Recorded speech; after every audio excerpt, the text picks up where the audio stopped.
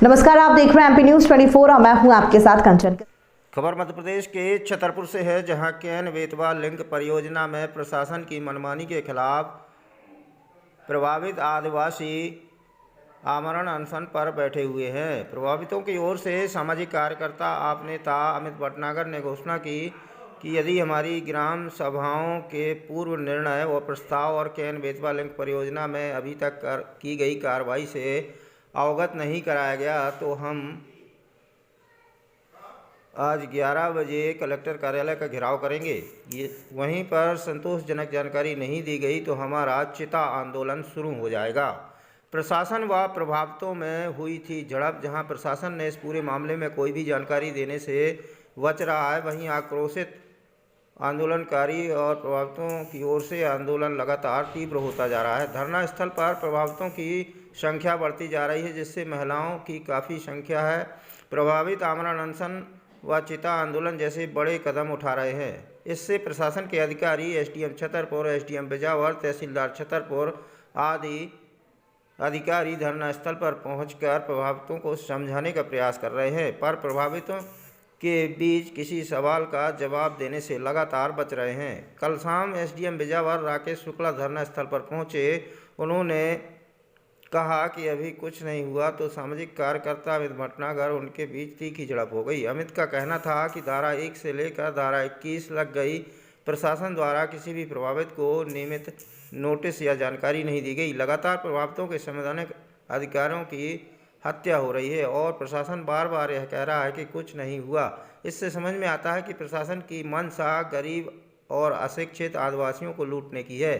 इतने में प्रभावितों ने पटवारियों द्वारा हर बात पर पैसे लेने और परियोजना में व्यापक भ्रष्टाचार के आरोप लगाने शुरू कर दिए।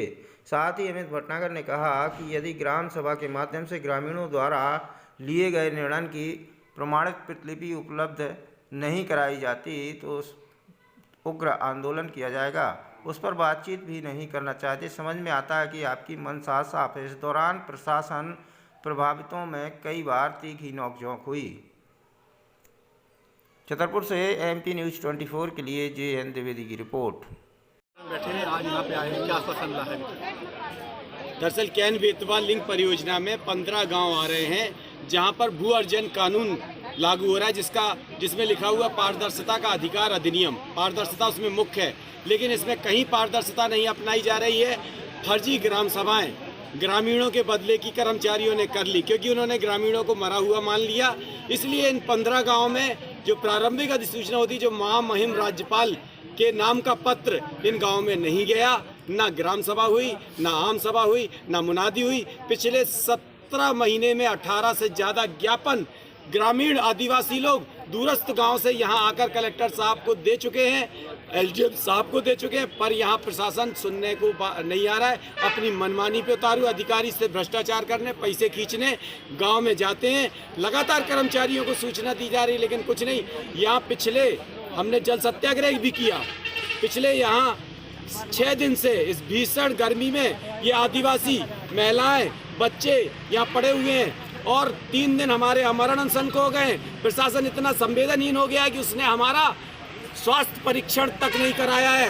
हमारे 17 लोग, बच्चे, महिलाएं, बुजुर्ग बीमार होकर अस्पताल में भी कोई इलाज नहीं हो रहा है, अपने घर पे बुरी तरह से बीमार पड़े हुए हैं।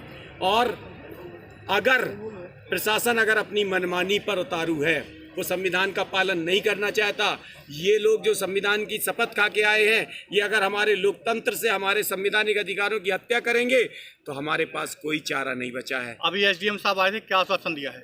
कुछ नहीं है, सिर्फ कोई पैकेज का जो मैं जानता हूँ वो लेके आएंगे। वो एक पैकेज वाला जो कानून है वो कानून लेके आ जाएंगे। मैं ये कह रहा हूँ कानून का पालन होना चाहिए। आपने क्या क्या किया? इनके पास कुछ भी नहीं है। फर्जीवाड़े के अलावा इन लोगों की आदत पड़ गई है कि भ्रष्टाचार, पैसे दो, अपना काम कराओ, कोई नियम कानून नहीं है। आज आपने अर्थी भी सजाई थी, क्या है इसमें? अगर इस प्रशासन ने हमको मरा हुआ मान लिया है, इसलिए हमारी ग्राम सभा प्रशासन कर रहा है, इसलिए हमको नोटिस नहीं दिए जा रहे, इसलिए हमको जानकारी नहीं दी जा रही। 18 से ज़्यादा ज्ञापन के बाद भी किसी ज्ञापन का एक जवाब नहीं आया है। तो हम भी भगत सिंह के पूर्वज हैं, उनके अग्रज हैं बात के। भगत सिंह जी हमारे पूर्वज हैं। हम भी यहाँ पर अपनी जान देने को तैयार हैं। हमने अपनी चिताएं सजा ली हैं।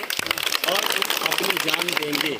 या तो इन लोगों को हमको न्याय मिलेगा, कानून का हमारा पालन होगा, या फिर हमारी जान जाएगी। नाम देख रहा हूँ। ये क्या आज बिजावर विधानसभा क्षेत्र के ये लोग आए हुए हैं, क्या मांगे थे इनकी, क्या है?